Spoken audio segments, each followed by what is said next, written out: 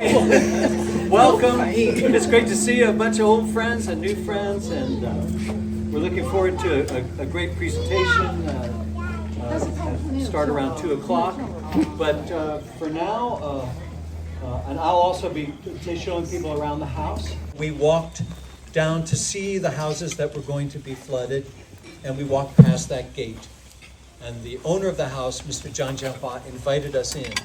And that began this project to see if we could save the house and give it a new life. And so, yay! And so, this is to this piece of furniture, which is it's called a chagam. A chagam is a Tibetan cabinet, and it's actually the inner sanctum of the house because it's a house within a house. And then what did they display here? Pots, which is a way of saying, I'm signing hospitality.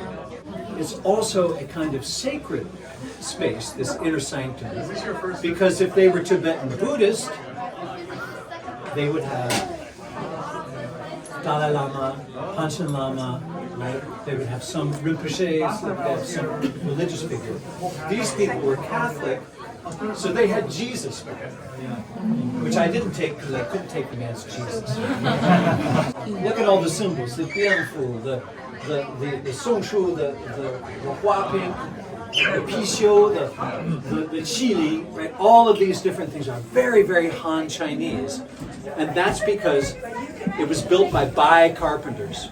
And Bai people are more Han than the Han in many ways. They love Han symbolism and Han culture. So this is the hybridity of that community, where they're Tibetan people, but they have all kinds of different ethnic mix-ups. It's fascinating that they were Tibetan, so they had yak hybrids, they had zomo, and they put the animals on the pasture, and then they had, of course, what you expect Tibetan people to have. They had barley, potatoes, peas, and they had hetao, so they made hetao yo, walnut oil. And they had a little bit of tian, and they zhong sui dao. They had a little bit of rice because they were next to the Mekong River. It's the only place in China I know of where the same family has yaks and rice. So tremendous biodiversity, right? And tremendous agricultural diversity. So interesting. But their main cash crop, of course, was wine. Grapes in the 1860s. So every family grows wine for the communion wine. Now they sell it to tourists. But the interesting thing is that variety of grape died out in the blight at the end of the 19th century in France. But it survived in this Himalayan place. And so now French vintners have come back and they're selling Himalaya 奥运葡萄酒一瓶300美金 And you're not in 10th grade, right? So it's a treat for me. 这有点像中国的戏台。 Yeah, a little bit. I got this house. I took my son's college education savings. Let that sink in for a minute. And I've used that money to buy the house and to ship it over. Buying it was 我不讲价钱, you know, 你说多少我给你多少. So we didn't bargain. It was just like he said how much he wanted for the house and his furnishings, and then I shipped it over. No governments, no museums, no universities, just me and the other guy, just the two of us, right? That's a big project. But so there's a long tail on that. But when people in Yunnan heard that we were doing this, they were like, "Wait, there's a Yunnan house being built in America? How can we help?"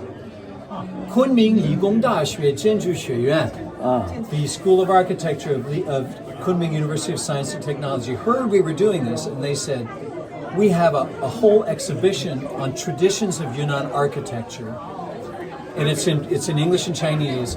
Do you want it?" So we took that whole exhibition, we put it on in DC for about a month. And then over the next 6 years, high school kids have built the whole thing up, right? But they put up the main frame, and there's a picture of them right down there doing that work. And the whole time that they were putting this up, they were thanking me. They were thanking me for bringing such a cool project, because they're timber framers This is a timber frame building, but it's a completely different way of doing timber framing. I want someone to pull the dragon head out. Do I have a volunteer? He's going to pull it. Pull. Pull.